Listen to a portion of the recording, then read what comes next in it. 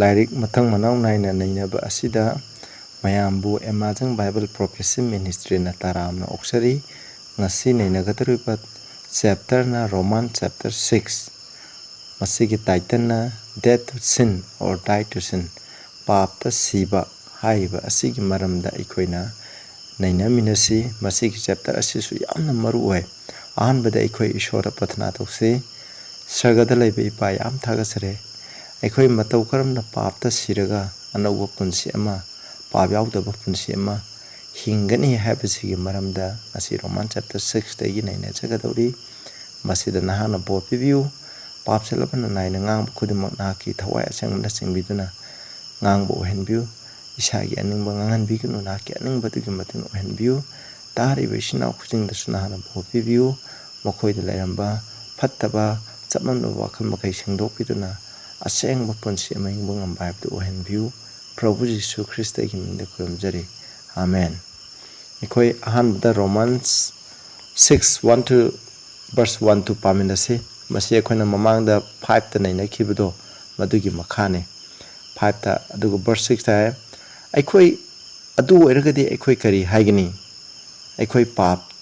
thaujan rang kaina phangningai aikoi pap makhata na tawduna leigadra Hai masi verse 1 da haibne masi aikhoina hoidi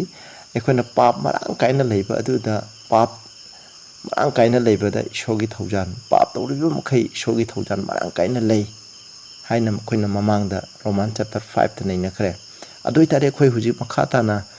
thaujan marang kaina phangningai gi da khoi pa makhata na tawduna lei sira haibne pon haibase haibadi aikhoina wain da thang thugai dun leisira lai moti lathun leisira mi hatuna leisira habne pa haibadi wain da thang thugai bane masi makhata na tawduna leisira habne ishorgi thaujan marang kaina phongai verse 2 da ishona yade odo ishona yade masi gini ko asi verse 2 ji amaru e khoina khang khoina ahan bagi verse 1 paraga 2 pa kadamne pajana wakhal khallaga aikhoina meditate tawraga khoi pa batamche How shall we that are dead to sin pap siraba aikhoina karamna live any longer therein had therein adi pap adu da aikhoina makhata na pap adu makhata na tawduna leigedra karamna leigani habni sida haije habdi verse 1 da haigre adu de khoi thaujan phangai ki dama khoi pap tawduna haidi shogi wainda thang thukai duna leisira habni adu ishona yate hai adu itadi masida masi God forbid adu itadi death to sin habi artha je aina masidagi yengning je death to sin habidi aikhoina pap ta siba habnate pap tawruga akhoi siba habnate death to sin habi artha di pap thadokpa pap tawba tokpa habine haidi verse 1 da haigre adu itadi ishogi thaujan marang kaina phangngai ki nama khoi makhata na pap tawsira habine ishona yade hai habidi aikhoina pap tawbase yadre habine adunene death to sin habiga atadi pap thadokpa khoina pap ta siba habidi ekhoina pap thadokpa pap to yatre hamina verse 1 na verse 2 dai je khoi pap thadokpa hadi pap tawdane hingba khoina pap thadok khraba ekhoina matau karamna pap aduda pap tawruga karamna hingani habine masida masigi maram ekhoina verse ekhoina 3 to 6 ta ekhoi yengmina siko adu ayamba misingna death to sin aduga died in sin haibasiga meaning khangde died in sin habdi pap tong siba haibne aduga dead to sin haigna pap thadokpa died unto sin habi atadi pap to tokpa pap thadokpa haibni masigi meaning je khona sakadabni khona Matthew 1 gi 21 haibdo nakhoina mahaki maming Jesus kawani maramdi mahangna Magi missing bumakogi pap tegi khanbigani have from sin habdi out of sin habdi ekhoina pap tawduna leimba ekhoise pap yaudana hinglaga ekhobu kanbigani haina haibigi arthani Prabhu Jisu Christa gi mingje ekhoi 3 to 6 amuk changjaminarse nakhoi khangdabra hadi ekhoi kyamarum Christa da Prabhu Jisu Christa da laiming lokraba ekhoi kyamarum ase Hadi Christian oiduna laiming lokraba khoi kyamram se mahaki asibada laiming lobani haibse na khoi khangdabra ne haibde khoi na Christian ore Prabhu da thajara Christian ore kanda ising da lup haibse baptism taw haibse ꯑꯩꯈꯣꯏ ꯄ꯭ꯔꯚꯨꯒ ꯂꯣꯏꯅꯅ ꯄ꯭ꯔꯚꯨꯒꯤ ꯁꯤꯕ ꯑꯗꯨꯗ ꯑꯩꯈꯣꯏ ꯂꯥꯏꯃꯤꯡ ꯂꯧꯕꯅꯤ ꯍꯥꯏꯕꯅꯤ ꯌꯦꯡꯁꯤ ꯑꯩꯈꯣꯏ ꯃꯈꯥ ꯇꯥꯅ ꯑꯃꯨꯛ ꯌꯦꯡꯃꯤꯟꯅꯁꯤ ꯚꯔꯁ 4ꯗ ꯃꯔꯝ ꯑꯗꯨꯅ ꯑꯩꯈꯣꯏꯅ ꯂꯥꯏꯃꯤꯡ ꯂꯧꯕꯒꯤ ꯃꯄꯥꯟꯅ ꯃꯍꯥꯛꯀꯤ ꯁꯤꯕꯗ ꯑꯩꯈꯣꯏ ꯐꯨꯝꯃꯤꯟꯅꯔꯦ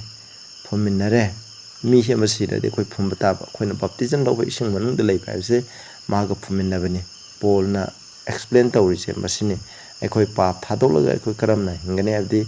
ꯀꯔꯝꯅ ꯑꯅꯧꯕ ꯄꯨꯟꯁꯤ ꯍꯤꯡꯒꯅꯤ ꯍꯥꯏꯕꯗꯨꯒꯤ ꯃꯔꯝꯗꯅꯤ ꯃꯁꯤꯅ ꯃꯥꯅ ꯍꯥꯏꯖꯩ ꯃꯁꯤꯗ as Christ was raised up from the dead by the glory of Father ꯏꯄꯥꯒꯤ ꯃꯇꯦꯡ ꯃꯉꯥꯅ ꯄ꯭ꯔꯚꯨ ꯖꯤꯁꯨ ꯈ꯭ꯔꯤꯁꯇꯕꯨ ꯁꯤꯕꯗꯒꯤ ꯍꯤꯡꯀꯠꯈꯤꯕ ꯑꯗꯨꯒꯨꯝꯅ ꯑꯩꯈꯣꯏꯁꯨ ꯑꯅꯧꯕ ꯄꯨꯟꯁꯤ ꯑꯃꯗ ꯆꯠꯀꯗꯕꯅꯤ ꯍꯥꯏꯁꯤꯗ ꯑꯅꯧꯕ ꯄꯨꯟꯁꯤ ꯑꯃ ꯍꯤꯡꯒꯗꯕꯅꯤ ꯍꯥꯏꯕꯗꯤ ꯑꯩꯈꯣꯏꯅ ꯕꯞꯇꯥꯏꯖ ꯇꯧꯕ ꯍꯥꯏꯕꯁꯦ ꯈ꯭ꯔꯤꯁꯇꯒ ꯂꯣꯏꯅꯅ ꯁꯤꯃꯤꯟꯅꯕꯅꯤ ꯑꯗꯨ ꯑꯣꯏꯇꯥꯔꯗꯤ ꯕꯞꯇꯥꯏꯖ ꯇꯧꯕꯗꯒꯤ ꯍꯤꯡꯀꯠꯂꯛꯄ ꯍꯥꯏꯕꯁꯤ ꯄ꯭ꯔꯚꯨꯅ ꯁꯤꯕꯗꯒꯤ ꯍꯤꯡꯀꯠꯂꯛꯄ ꯃꯇꯝꯗ ꯃꯍꯥꯛꯅ ꯁꯔꯒꯗ ꯆꯠꯈ꯭ꯔꯦ ꯄ꯭ꯔꯚꯨ ꯖꯤꯁꯨ ꯈ꯭ꯔꯤꯁꯇꯁꯦ ꯑꯗꯨꯅ ꯄꯥꯞꯀꯤ ꯄꯨꯟꯁꯤꯗꯣ ꯇꯧꯗꯦ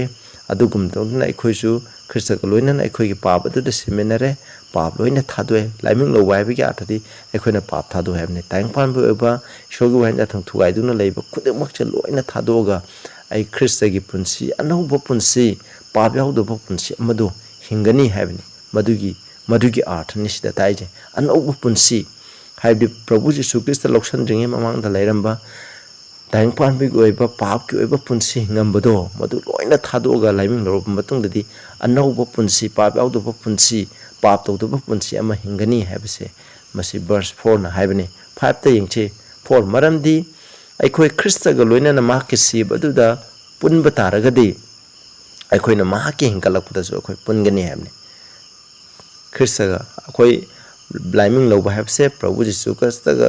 ꯈ꯭ꯔꯤꯁꯇꯒ ꯂꯣꯏꯅꯅ ꯄꯨꯟꯅ ꯁꯤꯃꯤꯟꯅꯕꯅꯤ ꯑꯗꯨꯃꯥꯏꯅ ꯇꯧꯗꯅ ꯁꯤꯃꯤꯟꯅꯔꯕꯅꯤꯅ ꯄ꯭ꯔꯚꯨꯅ ꯍꯤꯡꯀꯠꯂꯛꯄ ꯑꯗꯨꯒꯨꯝꯅ ꯑꯩꯈꯣꯏꯁꯨ ꯍꯤꯡꯀꯠꯂꯛꯀꯅꯦꯕ ꯑꯩꯈꯣꯏꯅ ꯍꯤꯡꯀꯠꯂꯛꯀꯗꯣꯏꯁꯦ ꯀꯩꯅꯣ ꯑꯩꯈꯣꯏꯗ ꯑꯅꯧꯕ ꯄꯨꯟꯁꯤ ꯑꯃ ꯍꯤꯡꯅꯤꯡꯉꯥꯏꯅꯤ ꯑꯩꯈꯣꯏꯅ ꯄꯥꯞꯀꯤ ꯑꯣꯏꯕ ꯄꯨꯟꯁꯤꯗꯣ ꯊꯥꯗꯣꯛꯑꯒ ꯑꯅꯧꯕ ꯄꯨꯟꯁꯤ ꯑꯃ ꯍꯤꯡꯅꯤꯡꯉꯥꯏꯒꯤꯗꯃꯛꯅꯦꯕ ꯃꯁꯤꯅꯤ ꯑꯩꯈꯣꯏꯅ ꯀꯥꯎꯔꯣꯏꯗꯕꯁꯦ ꯚꯔꯁ 6ꯇ ꯃꯁꯤ ꯈꯪꯂꯗꯨꯅ that our old man is crucified with him ꯑꯩꯈꯣꯏꯒꯤ old man ꯍꯥꯏꯕꯗꯤ ꯑꯩꯈꯣꯏꯒꯤ ꯅꯧꯅ ꯄꯣꯛꯇ꯭ꯔꯕ ꯑꯩꯈꯣꯏꯒꯤ ꯍꯛꯆꯥꯡꯒꯤ ꯑꯅꯤꯡꯕ ꯃꯇꯨꯡ ꯏꯟꯅ ꯍꯤꯡꯂꯤꯕ ꯃꯤ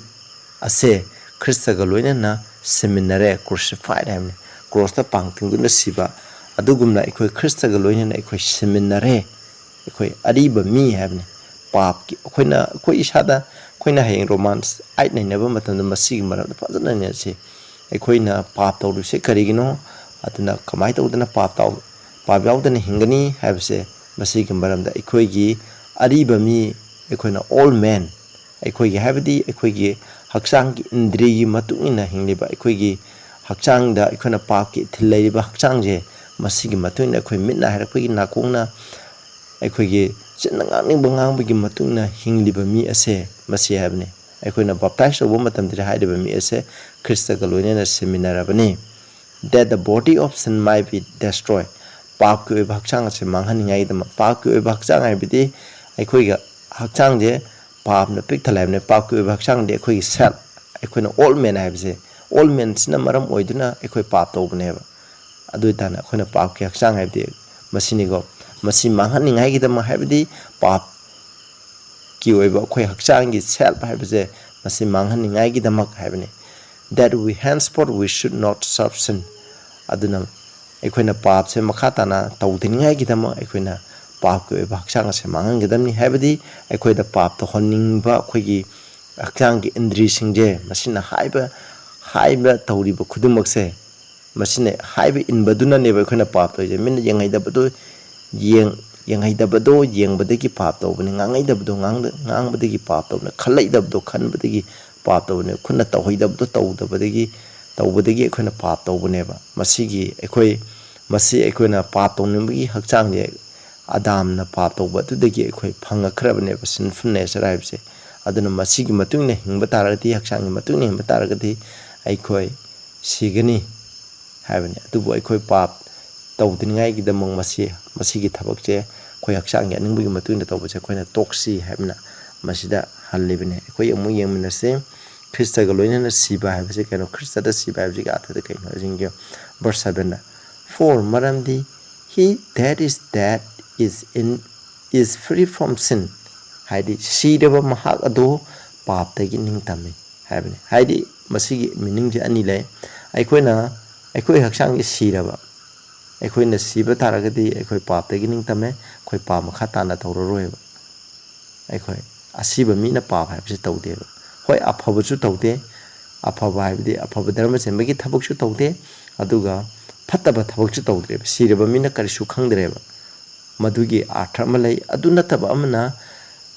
dead haibdi aikhoina pap ta siba pap thadoba mahak se pap tagi ningtameba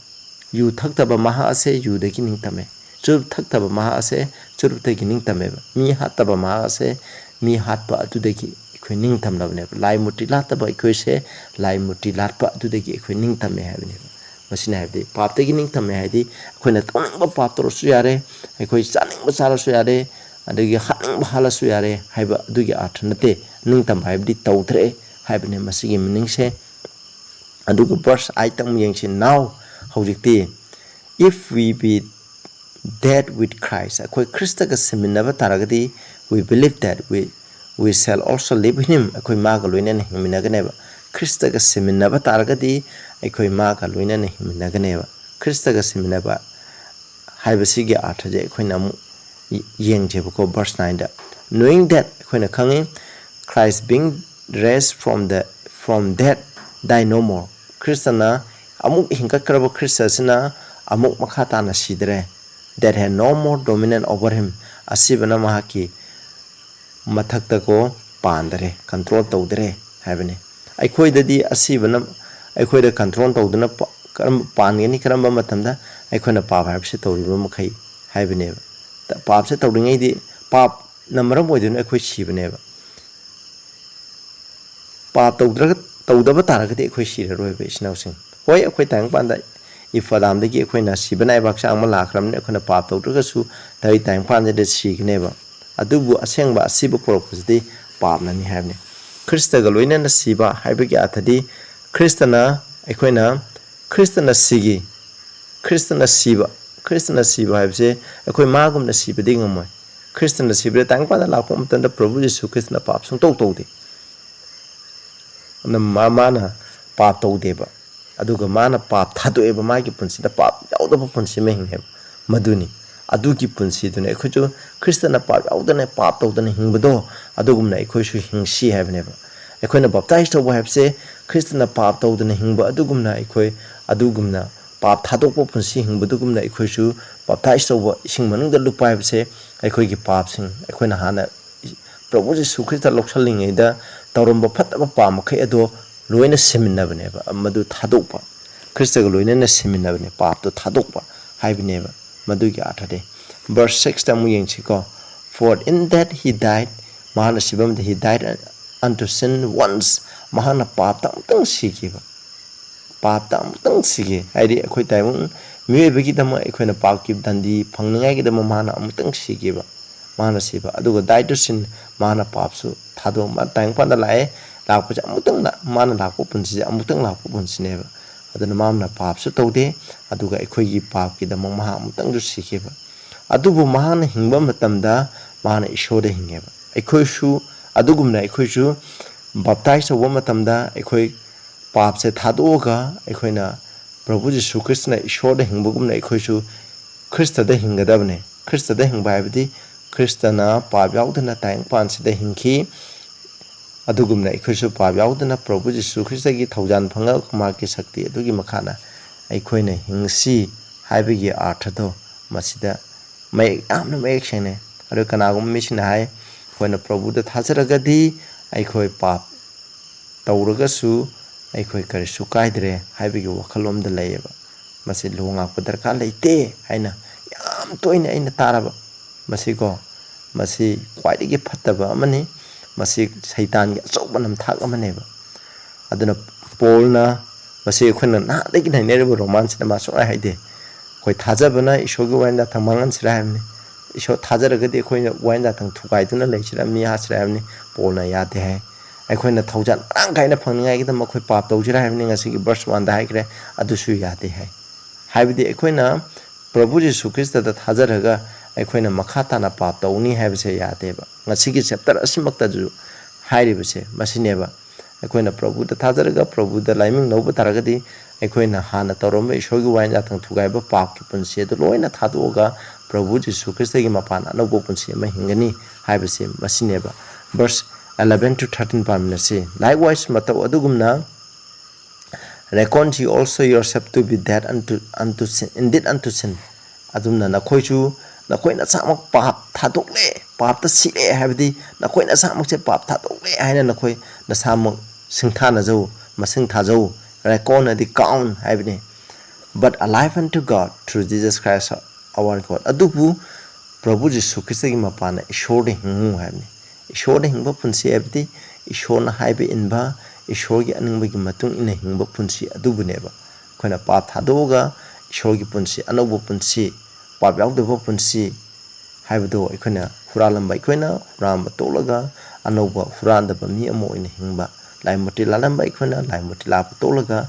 anoba mi moramba ikoina isa gi lining loramba ikoina lining do thadoga Prabhu Jesu Christ gi pa ishor gi matung ina satpa haibase adugumna ikoi oishi hai verse 12 am phade yingche let not sin therefore reign in your mortal body nangi siban haiba haksang aduda pamna sasan tawhalaganu maram aduna pamna sasan tawhalaganu haibne pamna salai halaganu nangi punsi do haibadi pap tawduna leiranu pamna salai hanbadi pap tawduna leiba that you should obey it in the lust thereof masigi mihobo masigi kalakpudo madu ingai gi dama nakhoi gi sibanai baksangda pamna palalaganu haine pamna palimngai khedoba aikoi masina haibe in batai masini adugo verse 13 the neither yield your members as instrument of unrighteousness unto sin nakhoi gi haksang gi kayat singadi akoi gi khong khut mit na nakong leidiba kayat khuding mase member khuding mase indri khuding mase masi dharma sen dabagi khulai oina sinaduna pap tawunu haibni khudai oina pap unto sin khulai oina sinaduna pap tawunu haibni haibagi arthadi khoina khristian oiba ikhoina khudna tawhaidabado tawranu minna yang haidabado yenglanu khongna salaidaba mphumda salanu wakhana khalaidaba wakhaldo khaluranu haibni masi ekhoigi indrigi khudimate dharma chendaba papki oiba khulai singado maduda katholaga nu haibni masina harise but yield yourself unto God nakhoina sama ishor katho surrender as those that are alive from that asibadagi hinkalaba mokhoina and your member as instrument of righteousness unto God nakhoi gakchang chense ishor da dharma chembagi khulai oine sinau haibni dharma chembagi khulai di sinna aphabadu ngangaga migi puning thogopudo ngangaga ngangba tare mitna ishona yengwa haiba ishona panggodobudo yengba wakhalna ishona yaba dukhatang khalasi haibni masina hairibdi aikhoina hakchangi indri sing ase pap indri nane akhoi hakchangi kayat sing asina ne pap tawribse masigo adu hairibse masi khudimang loina thadu asi papki khulai oina sinargumsi adugi motta dharma chenba haibdi ishogi wayanja thangakpudo madugi khulai oina sinerji haibni sinausa masi asuke mati mek sengkhre bible na hairibse aikoi Prabhu da thajaraga aikoina pap tawduna hingani haibase masi aran maneba Prabhu da thajaraga ishogi wayanja thang thugaiduna laigini haibase masi aran maneba Prabhu da thajabagi mapana mana sakti pibiba thawjana duki mapana pap yaudo punsi ma hingba ngami haibne masi hingba ngamdarba aikoi norok lambi da satkaneba masini mathangda mu yemnersi Romans 6 ki 14 to 17 sida 14 da maramdi pamna nakhoigi mathakta control tawduna dominant haidi mathakta panduna leiroi maramdi nakhoi logi makhada leitre thawjangi makhada lei hai yam phajai ko koi logi makhada leitre haina kana you are not under law nang logi makhada leitre haina kana mina nang wainda thangakpa darka leitre na mina athale masilale madu nate ko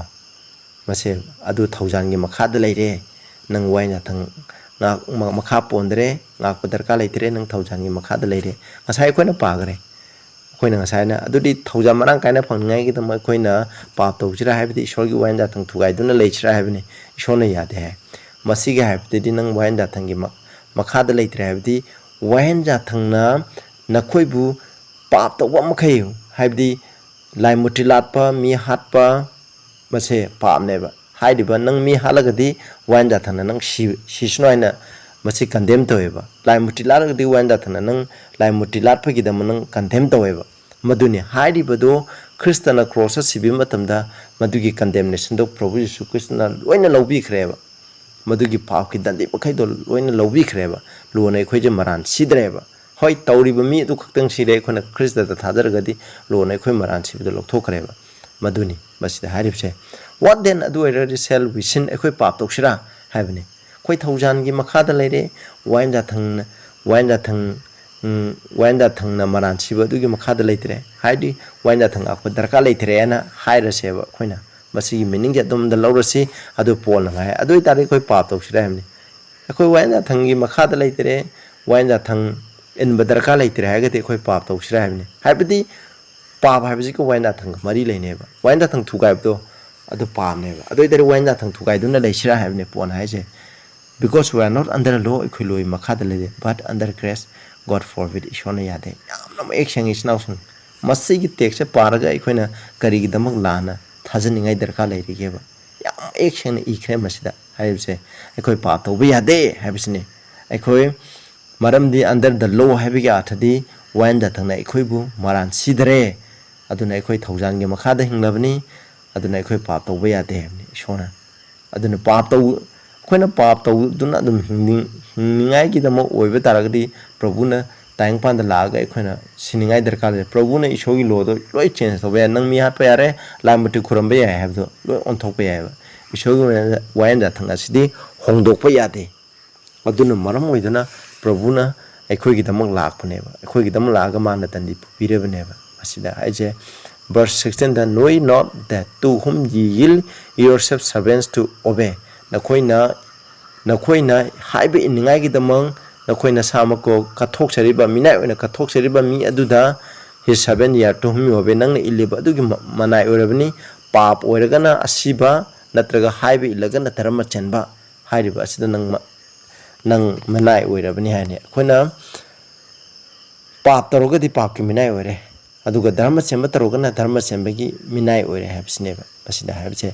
पाप की मिनाय ओरगना करीद ओरनी असिबा highway लगना धर्म चेनबा अदुने इस्नाव संकना मिना एकोना लोंगा को दरका लेते हाइबदी highway इन दरका लेते प्रभु the थाजरदी हाइना कनाव मिसना हाइबसे Prabhu the थाजरगदे खोइ लोइ लोंगा को मी ओरे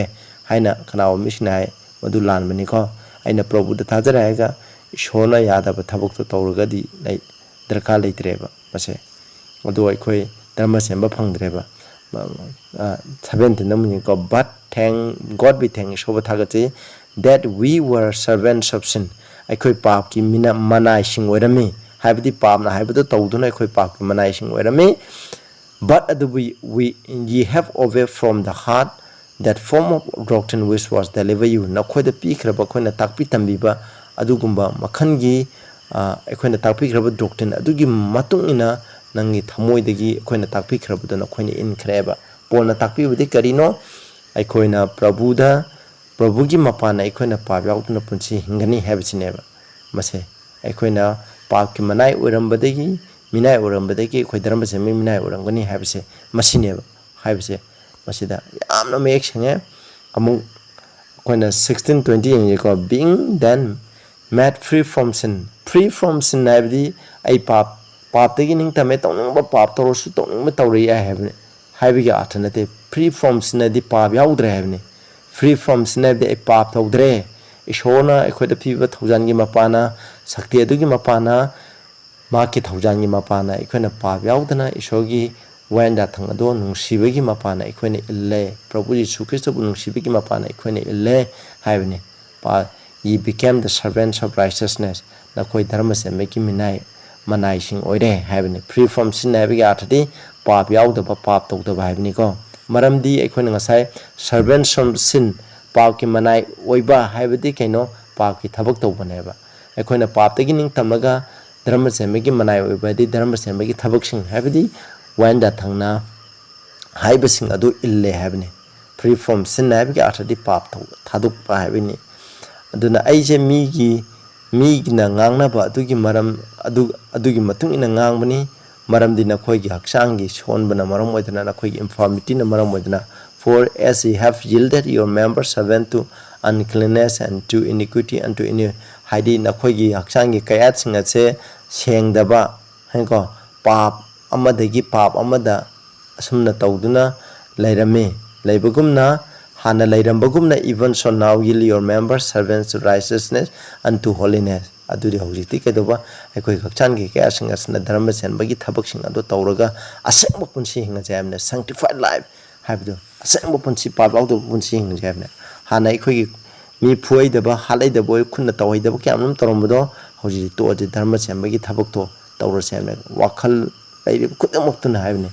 Verse 24 maramdi when we are the servants of sin ye are free from righteousness. Nakoina pamki manai sing oibada nakoi dharma sembadagi ningtame habdi dharma semba laite habne ko masi verse 20 ga aikoina verse 18 ga same meaning chamane. Free from sin habdi pap yaudre habne pap tawdaba punsi habne. Free from righteousness hagna dharma cendre habne masi dai maramdi papki manai oibadi pap tawba misina dharma sembadagi ningtame habdi dharma semba laite masigi meaning se khangbiu sinausing yamna laibane bible se aina topa text myam toroga nainabe yai adubu matam je yamna satkini haiduna ina sida loirabane sinausa aduna christian oibai khoise pap ki manai oidre pap toba yadre habane khona prabhu da thajabe mapana mak thaujangi mapana khoi pap ki minai orambado pap tawduna hingnamba punsi do habdi wainja thang thugaiduna lairamba punsi do wainja thang thugaidana prabhu ki nungsibagi mapana khoni hingba mi ado oire habne aroibada salase 21 to 23. Verse 21 Karim hai what fruit had ye then in those things whereof you are now ashamed. Hujinang na ikairiba adugi mahi kari lay for the end of those things is that haidiba adugi aroibadi asibani habne habdi akhona hana pap tawrumba punsi do madugi maramdane masida ngana akhona pap lairamba ado haidiba nakhoni ikairambado madugi mahi do kari lare maramdi makhoi adugi makhoi gi aroibadi asibani habne. Verse 22 to salase but now being made free from sin khona pap yaudaduna mamangda ina phajana haigre pap yaudaduna haidi pap tawdraga pap tawduna pap tagi ningtamduna pap tawdabda and become servants to God ishogi manai ure hai haidi pap tawdaba matamda ikhogi ishogi manai sing ureba. Ye have your fruit unto holiness aduga nangi mahi se kari aseng boy have adugi and the end everlasting name adugi aroiba punsina lombanai deba punsini khona lombanai deba punsi ai taragadi kari wagini khona pap thadoga asengba punsi ma hingba pap thadok paibdi isogi wanda thang thukai bdo topotai masi kari gi mapana prabhu jisu christ gi mapana haibani masida palebje madu pap thadok trima khaidi ko ekhona lombanai deba punsi supang phangroi masi verse 22 na habne prabhu da thacharaga pap tawduna dum leraba waina thang thukai nung leragadi khoi arang khum sungam phangore prabhu na lakhuje aikhoina pap yaudaba punsi ma hingai gi dama aikoi da shakti leitabado prabhu na shakti pibi naba anabu punsi hingai gi shakti thaujan pangal punamutha prabhu na pubirak phaneba aikoi bu pap tagi kambisu prabhu ji sukhitnani isogi waina thangang buju prabhu ji sukhitnani punamu prabhu ji sukhitagi mapana ne khoi gi pangan shakti na nateba sinausing kana missionary prabhu na aikoi lemna kanbi khre haina di thajai aduga prabhu na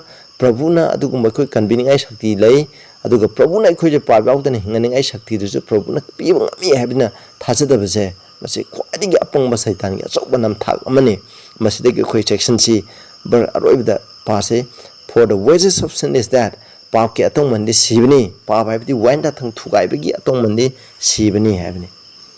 but the gift of God is eternal life through Jesus Christ our Lord adubu ishogi khudondi aikoi gi prabhu jisu christ gi mapana lomba nai da punsi phangbani snausa aikoina hairibu lomba nai da punsi je phang hai taragadi aikoi gi hakchang gi kayat khudimo prabhu jisu christ ko da ka tholaga aikoina dharma chenbagi manai sing oirase pap ki minai oirambado tolase haidi pap tawduna hingnamba punsi do tolase ishogi thaujan adugi mapana pap yaudana hingnamba punsi do oirase aikoi baptize tauba gumna aikoi koina laiming laukraba abse tang pan bi oiba pap ki oiba punsi do loina thadolaga ishogi oiba ꯏꯁꯣꯔꯒꯤ ꯃꯆꯥ ꯑꯃ ꯑꯣꯏꯕꯒꯤ ꯄꯨꯟꯁꯤꯗꯣ ꯍꯤꯡꯂꯒꯦ ꯍꯥꯏꯅ ꯑꯩꯈꯣꯏꯅ ꯂꯧꯈ꯭ꯔꯕꯅꯦꯕ ꯑꯗꯨꯒ ꯄꯨꯟꯁꯤ ꯑꯗꯨꯗ ꯑꯩꯈꯣꯏ ꯆꯠꯂꯁꯤ ꯏꯆꯤꯟꯅꯥꯎꯁꯤꯡ ꯑꯁꯤ ꯀꯌꯥꯃꯔꯨꯝ ꯃꯤꯅ ꯑꯔꯥꯟꯕ ꯇꯥꯛꯄꯤꯔꯤꯕꯁꯦ ꯃꯁꯤꯗꯒꯤ ꯆꯦꯛꯁꯤꯟꯁꯤ ꯄꯣꯜ ꯃꯆꯥ ꯑꯃꯅ ꯔꯣꯃꯥꯟꯁ ꯍꯥꯏꯔꯤꯕꯁꯤꯗ ꯐꯖꯅ ꯏꯖꯔꯕꯅꯤ ꯑꯗꯨꯅ ꯃꯁꯤꯒꯤꯗꯃꯛ ꯑꯩꯅ ꯔꯣꯃꯥꯟꯁ ꯍꯥꯏꯕꯁꯦ ꯐꯖꯅ ꯅꯩꯅꯕꯅꯤ ꯕꯥꯏꯕꯜꯗꯤ ꯕꯥꯏꯕꯜꯅ ꯑꯦꯛꯁꯄ꯭ꯂꯦꯟ ꯇꯧꯕꯅꯤ ꯑꯩꯅ ꯉꯥꯡꯂꯤꯕ ꯈꯨꯗꯤꯡꯃꯛ ꯏꯁꯥꯒꯤ ꯑꯅꯤꯡꯕ ꯅꯠꯇꯦ ꯇꯥꯕꯤꯔꯤꯕ ꯃꯌꯥꯝ ꯈꯨꯗꯤꯡꯗ ꯏꯁꯣꯔ ꯕꯣꯔ ꯄꯤꯕ ꯑꯣꯏꯁꯅꯨ ꯍꯥꯏꯔꯤꯕ ꯁꯔꯃꯣꯟꯁꯤꯅ ꯅꯈꯣꯏꯕꯨ ꯕꯣꯔ ꯄꯤꯕ ꯇꯥꯔꯗꯤ ꯅꯈꯣꯏꯒꯤ ꯅꯆꯤꯟꯅꯥꯎ ꯑꯇꯣꯞꯄꯁꯤꯡꯗꯁꯨ ꯃꯁꯤ ꯁꯤꯌꯔ ꯇꯧꯕꯤꯌꯨ ꯑꯅꯧꯕ ꯃꯤ ꯑꯣꯏꯔꯒꯅ ꯁꯕꯁꯀ꯭ꯔꯥꯏꯕ ꯇꯧꯕꯤꯌꯨ ꯄ꯭ꯔꯊꯅꯥ ꯇꯧꯁꯦ ꯁꯔꯒꯗ ꯂꯩꯕꯤꯕ ꯌꯥꯝ ꯊꯥꯒꯠꯆꯔꯦ ꯑꯩꯈꯣꯏꯅ ꯄꯥꯞ ꯌꯥꯎꯗꯅ ꯑꯁꯦꯡꯕ ꯄꯨꯟꯁꯤ ꯑꯃ ꯍꯤꯡꯕ ꯉꯝꯃꯤ ꯍꯥꯏꯕꯁꯤꯒꯤ ꯃꯔꯝꯗ ꯑꯩꯈꯣꯏꯅ ꯇꯝꯈ꯭ꯔꯦ ꯃꯁꯤꯗ ꯏꯄꯥ ꯇꯥꯔꯤꯕ ꯈꯨꯗꯤꯡꯃꯛꯇ ꯃꯄꯥ ꯅꯥꯏꯗꯕ ꯕꯣꯔ ꯄꯤꯅꯕꯤꯌꯨ ꯄ꯭ꯔꯚꯨꯒꯤ ꯊꯧꯖꯥꯟꯒꯤ ꯃꯄꯥꯟ ꯑꯩꯈꯣꯏꯁꯨ ꯄꯥꯞ ꯌꯥꯎꯗꯕ ꯄꯨꯟꯁꯤ ꯑꯃ ꯍꯤꯡꯕ ꯉꯝꯍꯟꯕꯤꯌꯨ